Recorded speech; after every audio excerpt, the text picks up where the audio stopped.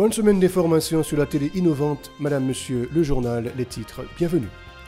Au moins 4 individus ont été abattus par la police lors d'une tentative de kidnapping tôt lundi à Delma 33. Certains d'entre eux portaient l'uniforme du corps d'intervention et de maintien d'ordre CIMO. Au moins un policier tué suite aux attaques répétées des gangs criminels en vue de contrôler le quartier Mariani.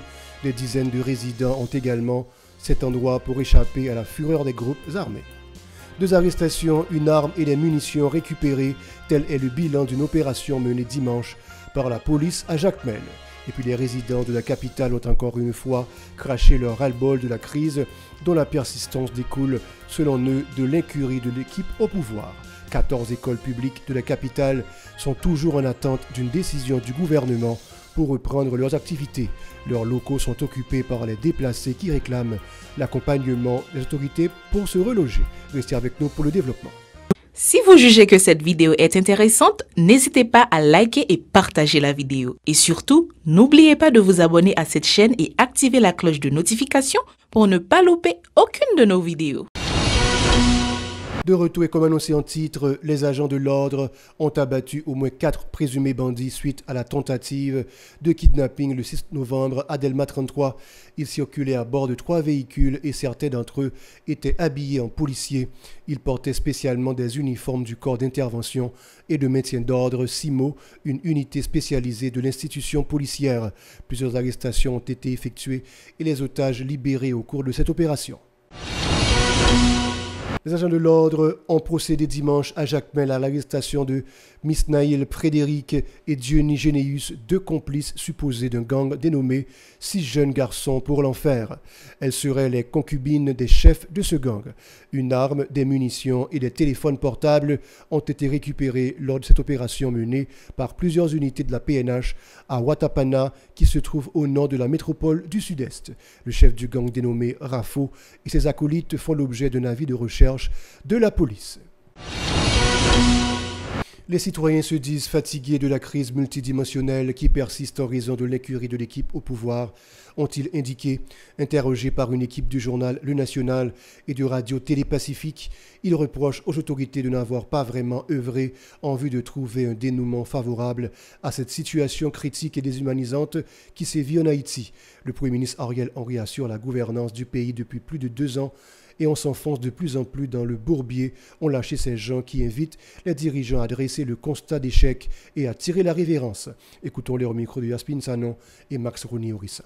Et jean pays a fonctionné, ça veut dire l'État lui-même, c'est comme si il n'est pas concerné. On va passer gang, il va faire l'appeler les boutons, où l'État fait mes gels, fait mes oreilles, ça veut dire il va attendre le pas. Moi, je pense que nous arrivons au dernier moment. Nous arrivons au niveau que le gouvernement a supposé décrire le peuple là, garder pour ça au café. Alors c'est au Kmetel, et au fouiller tout pour nous. Non, pas pour résoudre. Il ne peut pas résoudre à Mounsaï. À Mounsaï, au moins, là, il ne peut pas résoudre parce que c'est eux qui créent. Comment il va le résoudre? Il ne peut pas résoudre parce que c'est eux qui créent. Que ce soit dans les produits qui sont rentrés, que ce soit dans la drogue, c'est dans le moment de crise que on a fait comme ça. Vous comprenez, c'est dans gang, c'est dans tout le bagage, c'est dans ce genre de situation ça on a fait comme ça. Depuis c'est toujours même nèg ça là et c'est eux qui toujours là parce que c'est eux qui faire l'élection. Plus loin, ses compatriotes disent déplorer le fait que l'émigration se dessine comme la seule alternative au marasme sociopolitique et économique que connaît Haïti. Les migrants laissent la terre natale au péril de leur vie afin de trouver d'autres cieux plus cléments, ont constaté ces citoyens, soulignant que l'escalade de la violence des gangs criminels est la goutte d'eau qui a fait déborder le vase. Toutefois, ils invitent les jeunes à ne pas se laisser décourager en dépit de la gravité de la situation et à s'accrocher à leurs études dans la perspective de prendre les rênes du pays au moment opportun. Ils sont toujours au micro de Yaspin Sanon et Max Roni-Orissa. On dit plus fort mon c'est l'espoir, c'est quitter le pays alors l'autre côté qui plus ou moins financièrement a campé son bagage. Nous même c'est l'espoir nous gagnons comme peuple, comme monde qui sortit chaque jour dans la rue, c'est parti je n'ai 3 4 000 $ maintenant pour chum bon côté pour le faire. Dégage au parti al Nicaragua, al Mexique, bah qu'on est comme moi fait, dégage au rentrer aux États-Unis comme tout côté. Même si on est tout côté, bon seul côté où viser c'est arriver les États-Unis d'Amérique. Même pas son seul bagage. Il a pour faire ces formes d'éducation pour nous changer. Malheureusement, c'est toujours poisson croisé dans le bois parce que les nègres qui fait éducation. Même pas c'est comme nous avons carence en ressources humaines, même penser que des nègres crédibles qui l'a toujours. M'a dit yo Kembela comprendre pas la tête yo dans ça qui passe malgré tout. Donc on essaye Kembe parce que moi-même tout m'a vivre dans le pays. Les gangs criminels ont instauré un climat de violence à Mariani depuis le 31 octobre. Le même jour, les malfrats ont assassiné un policier qu'ils ont décapité puis calciné. Son corps, ont indiqué des témoins. Des affrontements ont eu lieu entre les agents de l'ordre et les caïds dont les velléités consistent à prendre le contrôle de Mariani, limitrophe de Carrefour et de Gressier. Des dizaines de personnes ont fui leur résidence pour échapper à la colère aveugle des gangsters. Toutefois, on a appris que des blindés ont été déployés le 4 octobre en renfort aux policiers cantonnés à cet endroit à l'entrée sud de la capitale. La situation des déplacés des écoles publiques devient de plus en plus embarrassante pour le gouvernement. En effet, 14 écoles publiques de la capitale servent toujours d'abri aux déplacés de la violence aveugle des gangs criminels.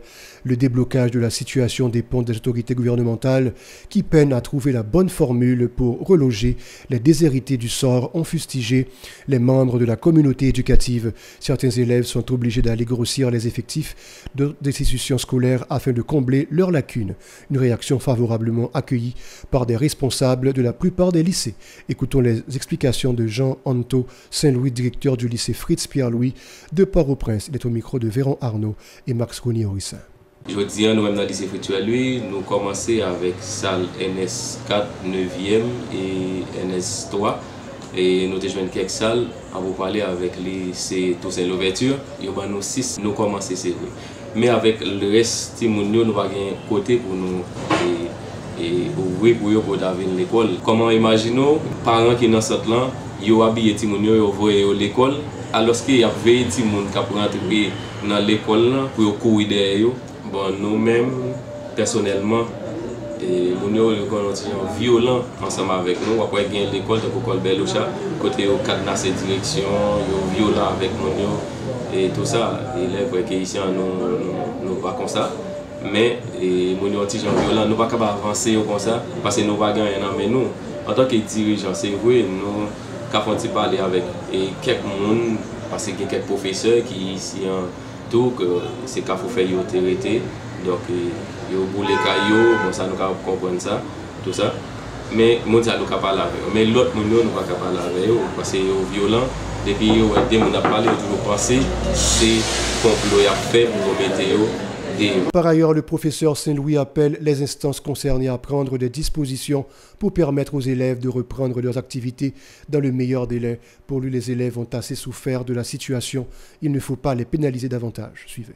En tant que responsable, nous est nécessaire pour l'État lui-même de prendre en considération Katimunio parce qu'il a besoin de l'école et il faut y aller à l'école parce que faire venir l'école en attendant que l'État lui-même prenne responsabilité pour Timonio tourner à l'école. Donc nous étions quoi, nous pas à ce niveau pour nous subvenir à besoin de nous pour être capable de mettre dehors. Mais nous connaissons ces ONG avec l'État pour qu'ils mettent ensemble. Dans ONG qui manger chaque jour, de l'eau, tout ça. Puis ils mettent ensemble. Ils font comme ça, ils font seul, mettent ensemble avec l'État, et puis ils ont un petit moyen, et puis pour aller chercher les priorités. Les gens qui sont dans l'abri, nous avons dit qu'on a conscience pour nous, parce que les gens ont besoin de l'école. Parce que les gens payent à parler là, si les gens étaient dans la rue, payent à parler plus mal toujours. Donc, pour qu'on conscience. Élèves, donc, nous, d'abord, nous apprécions et patience parce que nous, en tant qu'élèves, l'État est très patient parce que pour qu'on vienne l'école et puis l'école a fonctionné, nous félicitons pour patience, nous étions quoi que l'État attend des cris et que pour retourner à l'école. Il faut indiquer qu'une délégation de l'Organisation des États américains, OEA, a effectué une visite de 72 heures au pays à partir du 30 octobre dernier. Il s'agissait pour les émissaires de faire un état des lieux suite aux différends entre la République dominicaine et Haïti autour de la construction du canal d'irrigation de Ouanamet, a confirmé le ministère des Affaires étrangères. Les deux envoyés de l'organisation hémisphérique, Jean-Michel Arrigui et Andrés Sanchez, s'étaient rendus sur le site où se poursuivent les travaux de construction, a fait remarquer la chancellerie haïtienne, ajoutant que les échanges ont également eu lieu entre les émissaires et la commission chargée de la gestion des eaux partagées. Selon les autorités haïtiennes, les délégués se sont félicités de ces discussions et de l'expertise technique des commissaires. La délégation devra publier sous peu son rapport, a fait savoir le ministère des Affaires étrangères, soulignant que la voie du dialogue demeure privilégiée en vue de parvenir à une solution stable et équitable à ce litige autour de l'utilisation des ressources hydriques transfrontalières.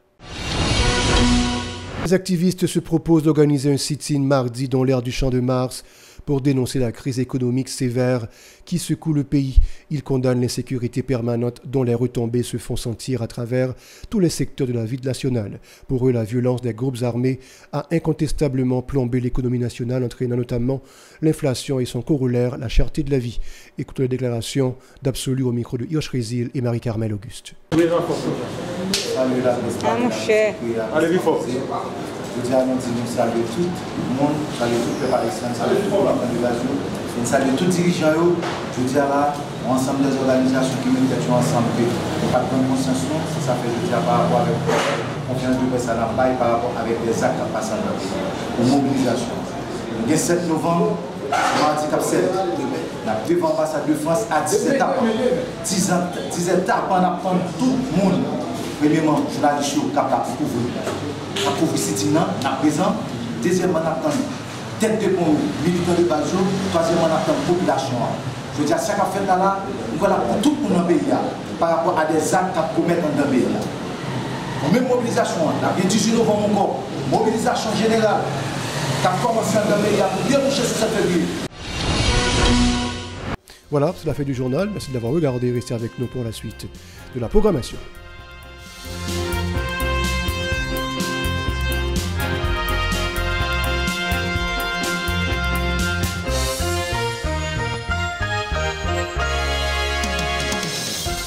Si vous jugez que cette vidéo est intéressante, n'hésitez pas à liker et partager la vidéo. Et surtout, n'oubliez pas de vous abonner à cette chaîne et activer la cloche de notification pour ne pas louper aucune de nos vidéos.